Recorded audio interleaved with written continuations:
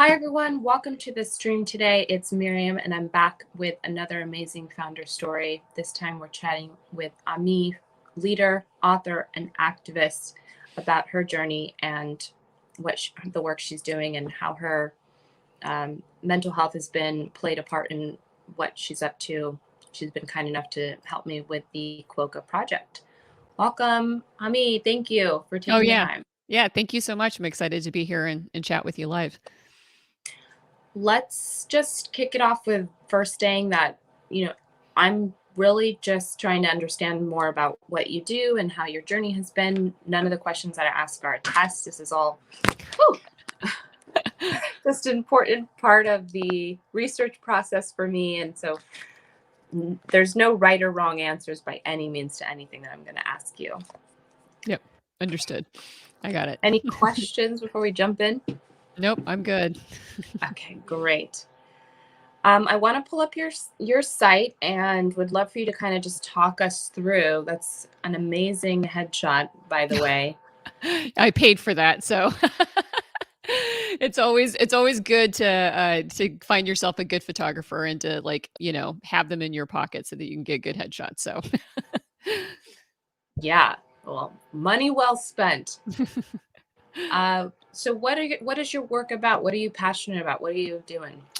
Well, my passion came about through transformation, and I have focused in on the last several years on understanding childhood trauma and dysfunction and its relationship to how we show up today as adults and parents and just human beings in general. I was forced into having a reckoning with myself and my own personal experiences because I had gone through just another breakup again, and I lost a business in the process because my romantic partner and my business partner were one and the same. I found myself standing in the and just in the same spot I'd been in like 7 years earlier, of where, there's emotional bankruptcy and financial bankruptcy. I wasn't literally bankrupt, but broke. And I just was like, man, I've got to figure out what's actually going on here, because I cannot do this to myself, because, time is running out. There's a chance that I could be, literally living on the streets if I don't get my act together. But then I also had 2 kids, and I hadn't been their custodial parent for several years. When their dad and I had divorced, that was the first kind of like major catastrophic life change. And I just didn't have resources in me. As much as I wanted to be a mom and I intentionally chose motherhood, when I was in the mix of it and everything else in life, I didn't know why I couldn't do it, and why it was so hard to show up and do the mom things. And so when we got divorced, the mutual decision is that their dad would be the custodial parent so that I could kind of sort things out. Well, I'd spend 7 years not really getting any closer to the truth. I would just end up going further into a hole. And then there it was in 2017, that hole finally hit, the ground, and of course, came apart. And I needed it to stop, and I needed to know why. And so instead of, distracting myself with solving somebody else's problem or starting another business, that would be really cool, and then losing it all over again, I thought, what if I just spent all my time on me for the first time? What if I just made myself my subject? And in the course of several months in reading, I got to a place where I realized and learned, I studied neuroscience, I studied the psychology, I studied, the self-help and why it works and why it doesn't work. And I came to this moment in December of 2017 where it all clicked. And I realized how much trauma there had been in my life, and how much it actually shaped the wires in my head, and the emotions and the responses and the beliefs and everything that I had, that I'd been operating from. And I knew I needed to change that right away. But I also knew I needed to change it for my kids, because here, this reality of intergenerational trauma, and I was passing it down, and I was like, no, it's not going any further. So whatever I need to do to make sure that first my kids, we can recover, we can get them on the right path, I can be the parent that they need.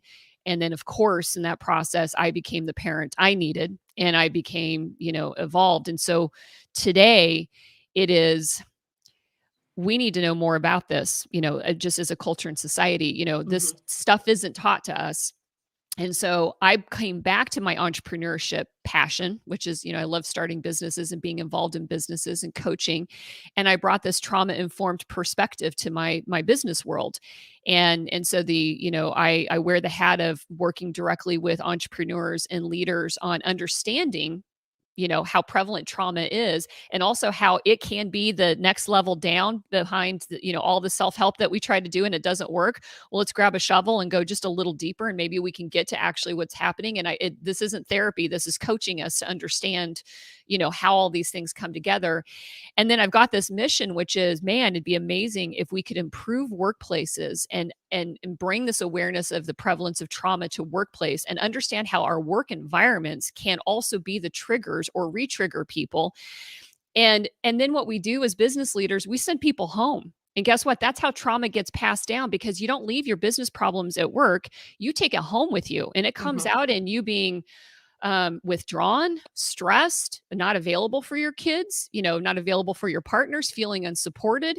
And I felt like if we really want to do our part to be able to correct this culture, then I would stay focused in the business arena. I would bring it to the business owners and leaders and work with the entrepreneurs so that we can improve workplace culture there. And that's really like this holistic view of it. And it's niche only because a lot of people just, again, we haven't grown up where trauma and understanding emotional development and that psychology and that neuroscience is like as normal as knowing that vegetables are good and sugar is bad. We just haven't gotten there yet. Yeah. So, Well, it's amazing work that you're up to, and highly needed in my opinion. So thank you for doing it. I'm sure that it's not easy at all times. But so necessary. And you've got a book here. Tell us a little bit about that. That's amazing as well. yeah, the book is, came about after I started podcasting in 2018, One Broken Mom, which is my mental health podcast. Because after going through my own, deep dive into me and understanding, I thought, well, this wasn't easy. Like I said, the lack of information and resources that are out there, or actually having it coalesced in ways that it's accessible for humans to reach and understand. I had decided, after doing that for 2 years, that again, I was seeing this intersection that the things that were getting in my own way of being successful professionally, as well as personally, of course, and as a parent, were not, unique to just me, that there was this messaging that I felt like really wanted to and needed to get out there. And so the book, The Fearless Woman's Guide to Starting a Business, is not about setting up business plans and picking social media strategies and how to do, a lot of market research. It's about understanding the inner world and the skills that we are capable of learning. But some of us, because of the experiences that we had and the models that we had growing up, may not have tuned them up or developed them as highly as we need to in order to be successful in business. And so the book breaks down the what's and the whys behind that, how it affects us from our communication, and our assertiveness, how it affects us in terms of our beliefs about how much money we should be making and talking about money in general, or handling our own finances, and also how it can impact us in our resilience, which is our ability to, deal with the rough and tumble world of entrepreneurship and owning your own business and the sickening roller coaster that it can be sometimes, and how to be able to, continue through and, take positive actions when everything isn't going as well as we'd hoped to.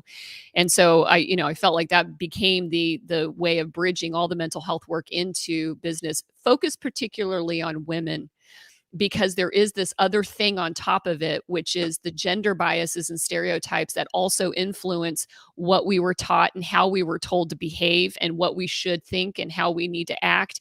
And those belief systems are sometimes the things that are the root of our imposter syndrome that many of us feel. And that is this whole other, like I said, this a whole other layer. And so that's why I did tailor it for the woman's experience, also because it's the one I have. But how that even those things get in the way of us being successful in business, because they're the stories that we have in our heads, but they're also some of the same stories that the people we work with have in their heads about what they think we could do and are capable of and how we should behave and all that stuff. So I unpack it from a social science and a psychology and neuroscience standpoint. Very great to meet you. I feel like there's a lot of synergies and intersections, so appreciate you taking the time and I want to dive into some of these QUOKA survey type questions. Do you belong to any founder entrepreneur communities outside of, your work? Yeah, local ones around here in the area where I live. There's always the meetups and the groups that go, but I don't have like, aside from the National Association of Women Business Owners, the NABO, I'm a member of that, and then which is again mostly business owners there. That's about the limit of it. Hmm. Yeah, And then these ones here are kind of like yes or no questions that we can go through. Would you totally. say that being an entrepreneur is fun?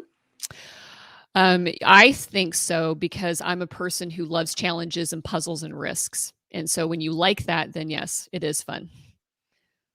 Would you say that it's hard? Oh, it definitely is hard. It is not easy. Do you feel understood as an entrepreneur?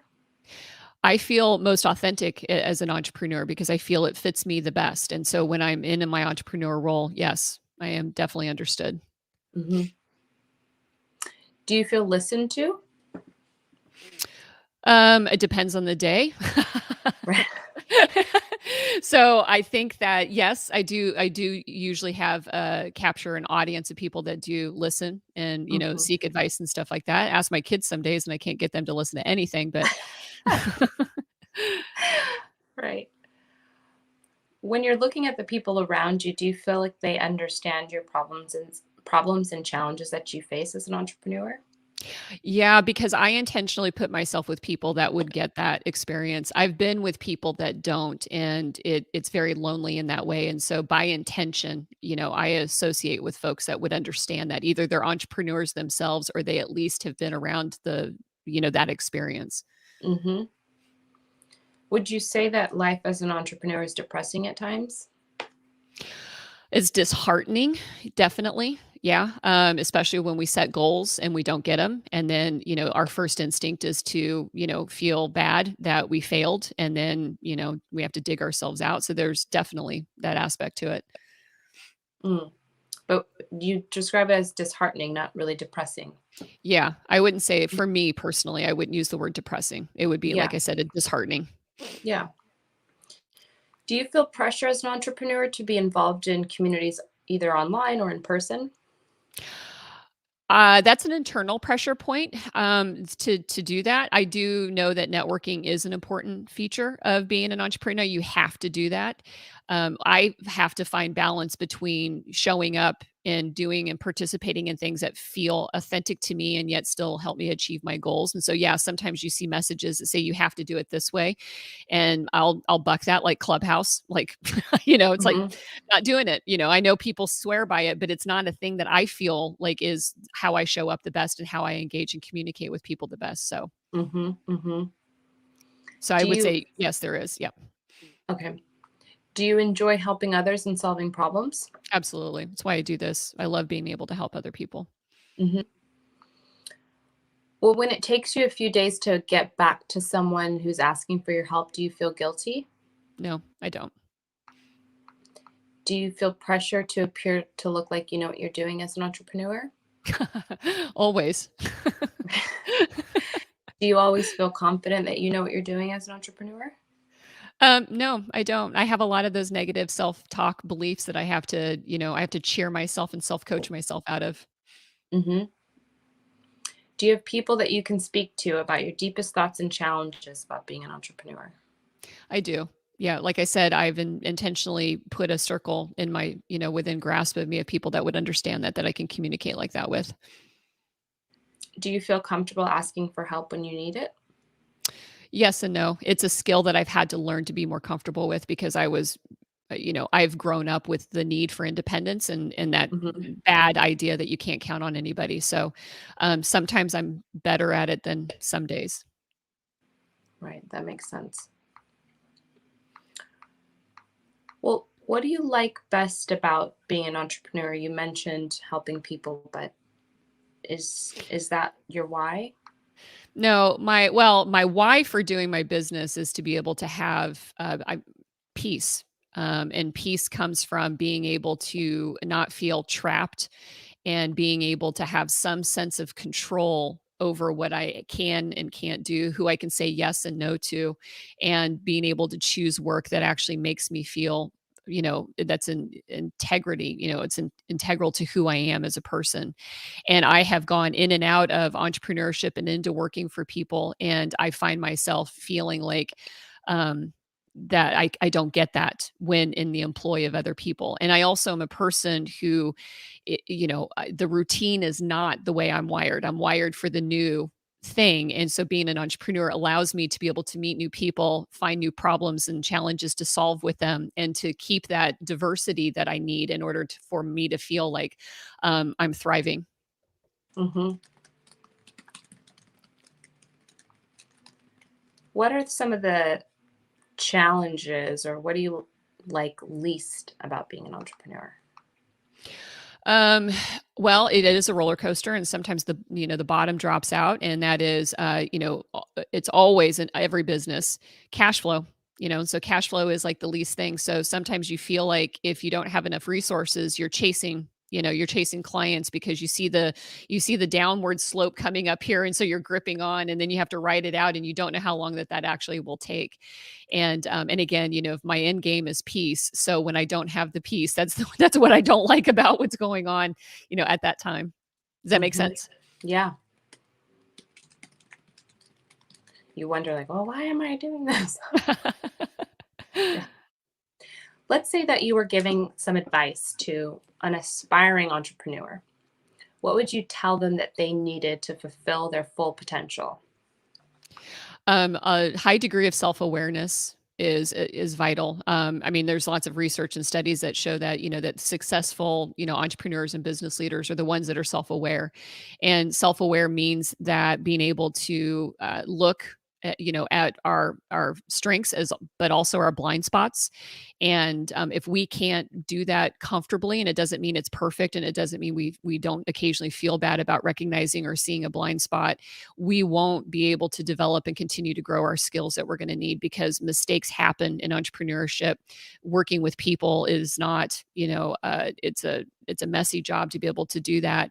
And so that self-awareness is critical. Some of the entrepreneurs that I've seen that don't have self-awareness are the ones that you see lack success. They lack the ability to be able to influence and motivate other people. They may have short-term success, but in the end, a lack of knowing, who we really are, how we show up, and being compassionate about our self view is really important. Mm. How do you cultivate that self awareness? Oh, coaching is a great way to be able to do that, because not a lot of us have been trained to receive feedback and critiques.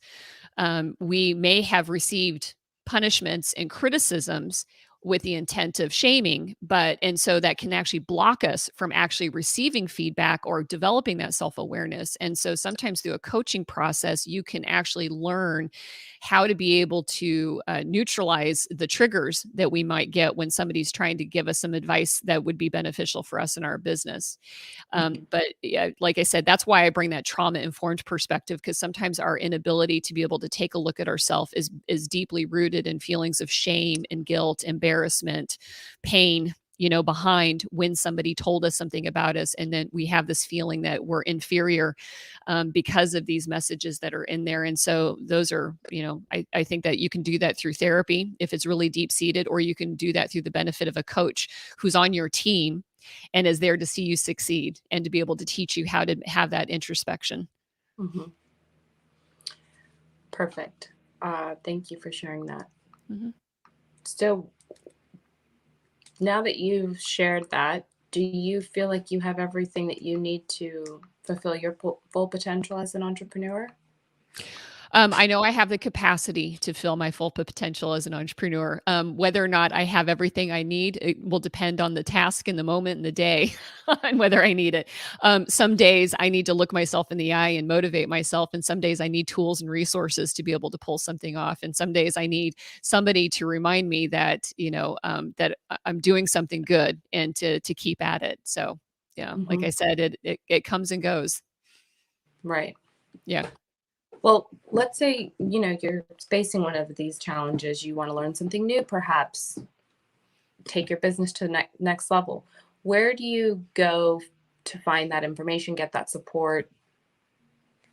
A lot of places, I have a network of, there's a couple of Facebook groups, for example, that I'm involved in, and I don't do a lot of Facebook groups, but there's, two that have like a really good community of people. Again, one of them is they're all women in this one community, varieties of skills, talents, experiences, professional, and that's sometimes a good place to be able to go in because you're able to get the third party verification and validation. So if you say, hey, I'm looking for this, is there anybody out there?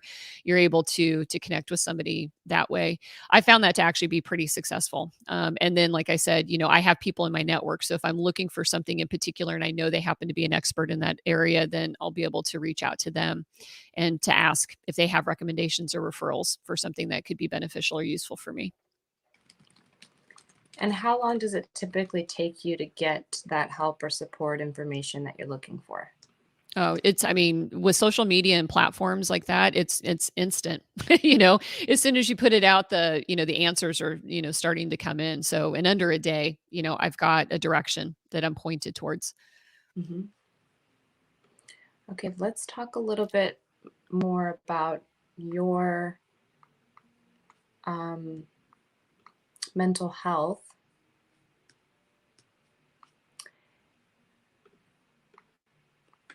I'm going to share this screen again. How would you rate your mental health on a scale from 0 to 10, 10 being the highest?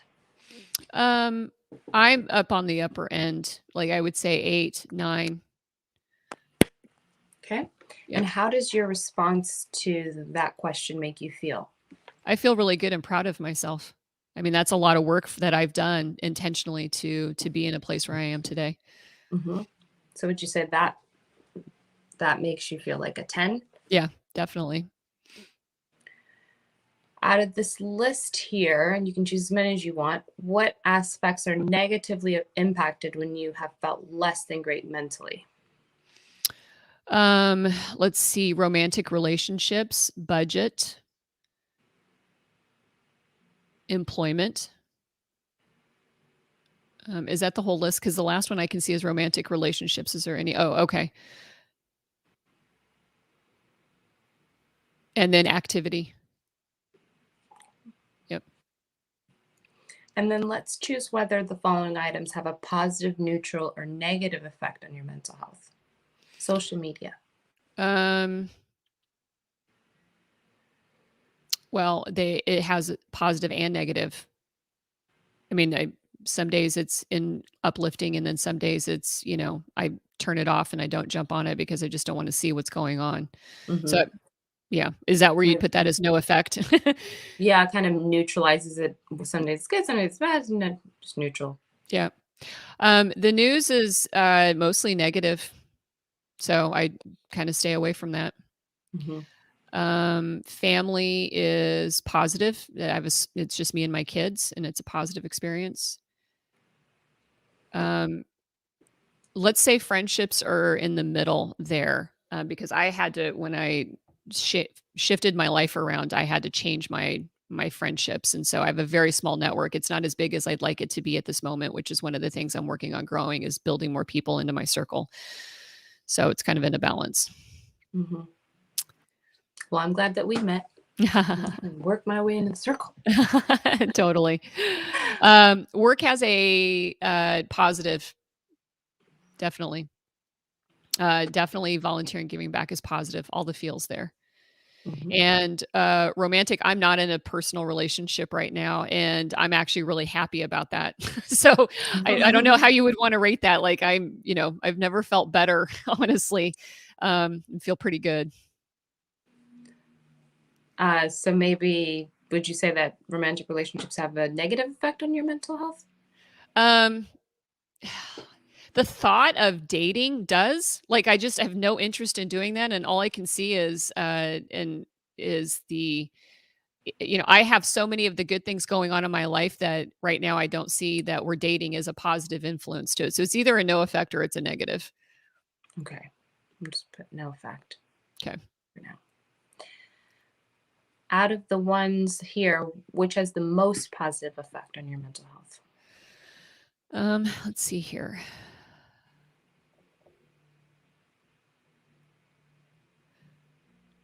Work, definitely.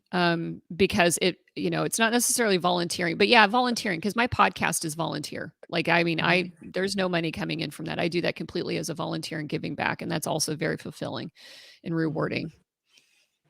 So work and volunteering. Okay. How many hours per week do you spend working? I spend a lot of hours. So 50 to 60 hours a week.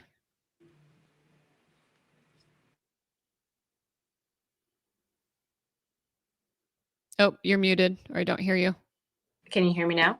I can hear you now. Okay, good. My sister was calling. Oh. How or what do you do to help support or manage your mental health? Well, therapy is one, and I haven't been going as often. I've kind of at first I was going weekly because I was really unpacking a lot. And so that's a resource that I tap into when I'm feeling like I need to be able to go in and sit down with my therapist. I also make sure that I take breaks and from things, and I know how to, I used to be a workaholic, and I know it says 50 to 60 hours, um that actually is a comfortable place for me because I get up early in the morning. I also exercise regularly, and I know that when I can feel like my jaw tightening up a little bit, that okay, I need to actually go for a run, or I need to go for a walk, and I also do that through meditation. And then I'm always checking in throughout the day. So if I feel something that's activated my trigger system, then I know how to push a pause button and not let that get hijacked, into everything. And so my mental health is a constant forefront for me, of being able to be aware of when something is starting to, create, something negative in me, or something that has that my fight response system, and I'm being triggered, to be able to, get on top of it sooner than later. But I think that the biggest things are, making time to be healthy and physically healthy, and recharging. And then I make sure that I get a good night's sleep. And so I get up early because I love it. I'm a morning person. And so my mental health is also around knowing my mental rhythms and making sure that I'm working in the flow of when my brain is doing its best work. And I'm, feeling like I'm not pushing myself beyond where I actually don't feel comfortable, you know, doing things. And so that also means a good night's sleep and making sure that it always happens. Do you use any applications or websites to help you support or manage your mental health? No, the other part, I guess the other tool that I have available to me is my podcast work is talking with experts and therapists and coaches all the time. And so that's actually that's been one of the biggest benefits I've gotten, is that I get to have these fabulous conversations with people. So that would be the only other outside tool that I use, is how the podcast supports my mental health. Mm-hmm. You talked a little bit at the beginning about a time that you felt mentally unhealthy and imbalanced. Can you just walk us through that again and kind of what triggered that, do you think?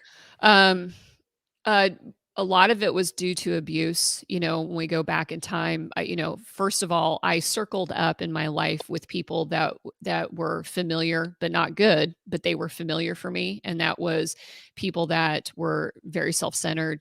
They tended to be abusive types of people. And I grew up as a hero. So I only saw the world as my job is to just deal with everybody and to just compensate for them and to tolerate it and just to work harder to be better and to improve the situation for all of us. And so those moments in time were because those were the people that I didn't attract them. There was selection, accountability on my part to not say no to being involved with those types of people. And so my worst points in my life are when I was actually being, emotionally, psychologically abused by these people, and also financially abused. And that happened twice in my life, where I dealt with financial abuse and psychological abuse, and didn't know how to leave and didn't know how to exit the situation because of not having a skill to be able to get out of that. Mm-hmm.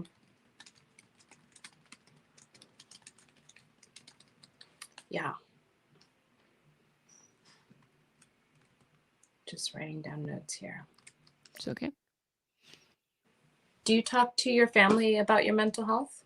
Oh, yeah. I mean, that's been like my impetus for my and catalyst for my change was for my kids. And so, teaching them and talking to them, in a way that's age appropriate. I don't complain to them because I don't want them to become enmeshed in my problems. My problems are my problems, their problems are theirs. But we do talk about mental health a lot because they've had their own growth that they've had to deal with, and I'm there to support them in that. And Mm-hmm. I feel like ultimately, the skills that they need again are the ones that are around our emotional intelligence and our ability to understand our inner world and regulation, and how to create positive social, relationships and stuff like that. So it's a vital part of our conversations. Mm-hmm. And then do you talk to your friends as well? Like I said, I have a very small network. I'm now the person who does a mental health podcast. It's hard for me to go anywhere and not talk about mental health with people. Yeah, that makes sense. Is there any support that you need that you're not receiving to help manage your mental health? I don't feel like it at this point right now. Like I said, I would rate my mental health as really pretty high. It doesn't mean that I'm like, Pollyanna 100% of the time. Like I said, I've spent a few years working on, the resources, the self-coaching for me to be able to do that. So I feel good right now. Mm-hmm. Would there be an amount of money that you would expect to pay for a platform that created a more positive effect on your mental health at all? It depends on what was offered through it. If it was a lot of, still requiring a lot of self-agency to be able to complete it, that would be a lower value to me, just because, if I'm going to pay more, it would be to get a more of a one-on-one, connection or relationship with somebody. And so, I mean, I expect, from a coaching perspective, to be able to work one-on-one with somebody, for an hour is a couple $100s, there. To be able to have, shared coaching experiences with other people, I would expect that my fair share of that, of being able to have access to somebody that could help out with that would be, anywhere from 50 to 100, maybe $150 a month, to be able to have that connection where it's actually being able to speak with somebody and engage with them. Does that make Mm-hmm. sense? Did I answer Yeah. that? I mean, Mm-hmm. Yeah, that's okay. helpful. Yep. So, when you're thinking about the mental health of people that you know, how do you think most of them would rate their overall mental health on a scale of 0 to 10? For the most part, I think that people would be like sixes or sevens. And I think sometimes people rate mental health higher, um, um, but might actually like demonstrate something that would seem like it's actually lower. So we rank ourselves like in our competency, right? Like we rank ourselves as super competent when in fact we may not be as competent as we think we are. And I think sometimes people would do that with their mental health too. And Mm-hmm. whether or not it was an honest assessment. But I think we all routinely vacillate, and so, like I said, while I'll rate my mental health high, it's an awareness. I rank it based on my awareness of what's really going on and knowing that when I'm feeling low, it's a temporary thing and I know how to be able to pull back out. I don't know if how other people would use that metric to rate their own mental health around that. So, Right. yeah. Out of these social platforms, which ones do you use?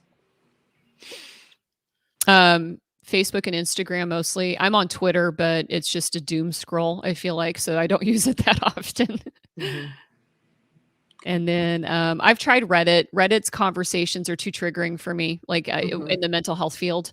Mm-hmm. Snapchat, no, I haven't been able to do that. Twitch, no. And TikTok, I had a talk with my son just yesterday about TikTok. There's a lot of trolling and abusiveness. And for somebody, I don't like to, be so opened up to the trolls. It hurts. I mean, it just emotionally hurts. And so I avoid some of those platforms for that reason right there. Mm-hmm. Mm-hmm. Yeah. On average, how many messages do you receive a day? 3 to 5. How does that make you feel? It's decent. I can handle that.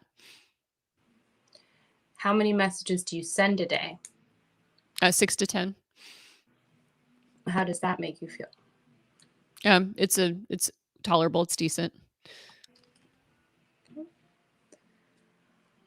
Okay, great.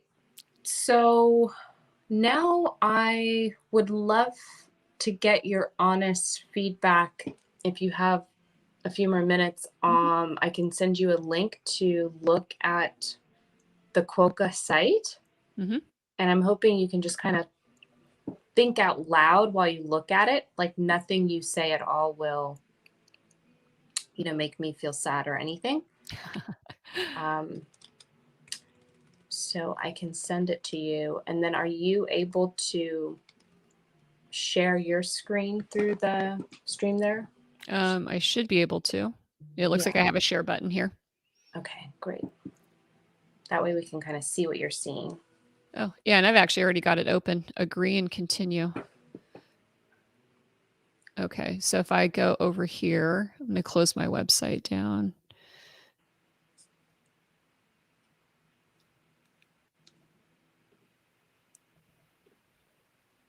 Let's see. Let me move this over here to this screen. Okay. So can you see what I see? Mm-hmm. Okay.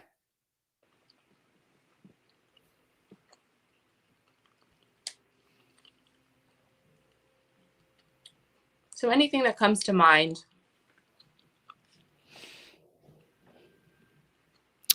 Why anonymous? That's kind of like your first question. Yep. Okay. Well, I'm happy to share my hypothesis around it is, entrepreneurs, we're out there. We have a lot of pressure to look like we know what we're doing, that we have the answers. We never know who's watching us on all these different social platforms. And so sometimes it might prevent you from asking a question or expressing yourself, which prevents you from growing and getting the help that you need or finding people that understand you or, stepping into that vulnerable state. So if you're anonymous, there's no risk of being judged at any time for saying something or asking a question. Mm-hmm. Okay.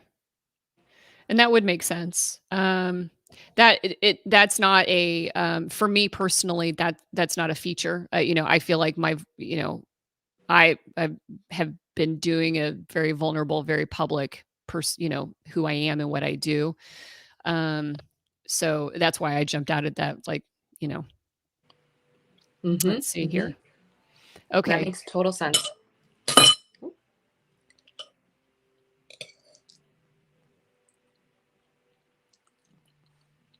Do you have so one of the questions that then pops into my head is then safety.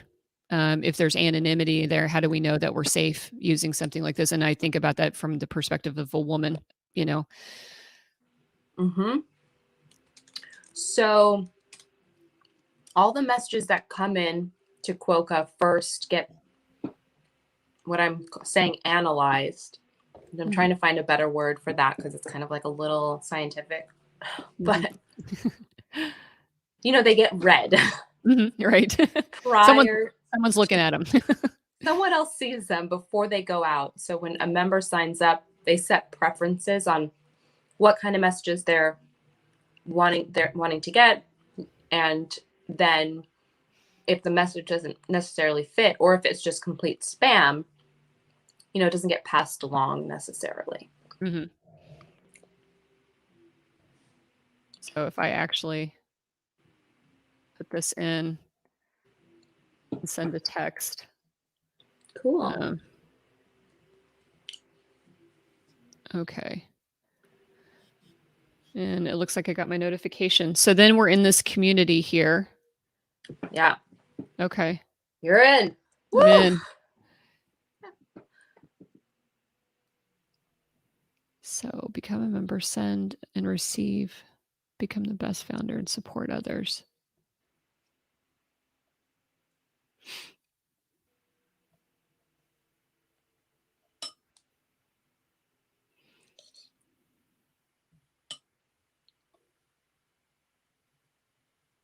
Guilt-free ghosting.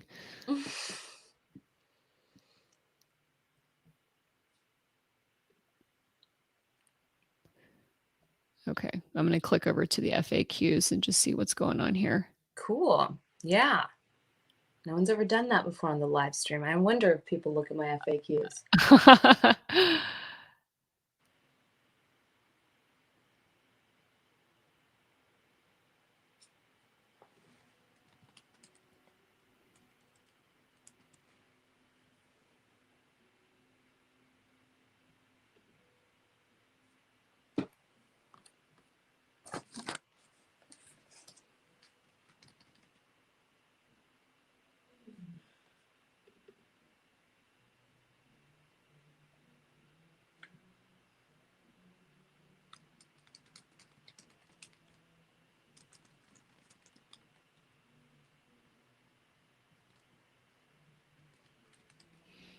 Interesting.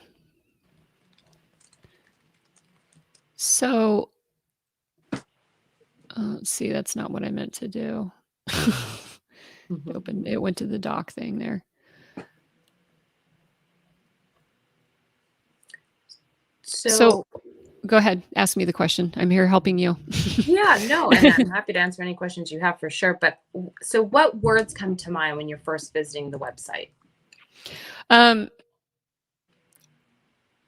The first thing that comes to my website is, well, right here at the very top, I don't see the why. It's there's a sign up, but I don't know what I'm signing up for, like at the top. Does that make sense? Down here, the scroll is to get to the information of the why before the ask. And then here it is to start again. And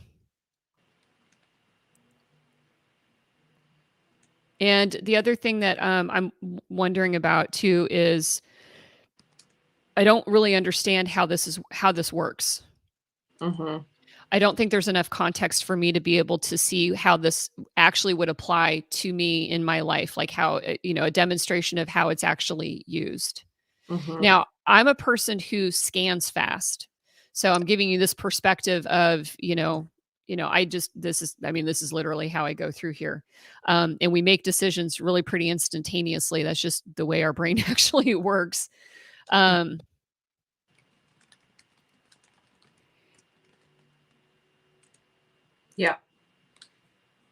It's very good feedback. And then I love what you're doing, but I don't know why you're doing it. So tell me about, there's nothing on here that tells me about, what's the inspiration, what inspired you to, to solve this challenge that you've noticed that entrepreneurs and leaders have when it comes to mental health. It's like, here's the thing. Maybe it's anonymous because it's your own sense of, anonymity. But, again, this vulnerability of being able to, talk about ourselves and sharing with, with strangers, even if it is a stranger, it's still us having to pierce that veil. Right. So I would want to know, what's your story, Okay.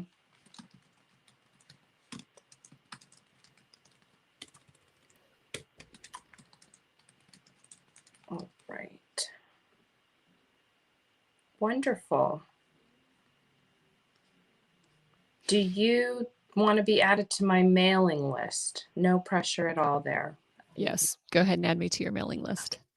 You can unsubscribe at any time. Okay. Well, this has been very helpful and really inspiring to see your work and how you've turned your story into, an empowerment and helping others mission of life. Well, thank you. I'm really glad that we met. Is there anything that I can do to support what you're doing? This is fantastic. So I appreciate taking the time to be able to meet you and stuff. And I'm sure, I'll do a better job of asking when something comes up and I can reach out to you. So let's make sure that we're connected, maybe on through, and I can see your social connections and stuff like that. So we'll just make sure that we're all linked up right there. Yes. You know who I am and what I stand for. And so anytime you think of a person that comes across your path that, might benefit from, something that I've written or, working with me, I always appreciate a referral. So yeah. Yes. Lovely. That would be great to keep in touch. And anyone out there listening to this, watching it back, I highly suggest checking out what Amy's up to. Amee, excuse me. It's okay. And her book, podcast. And thank you so much for taking the time this morning. Absolutely. Anything to help. I appreciate what you're doing for the world too. Thanks. We'll talk to you soon. Okay. Bye-bye.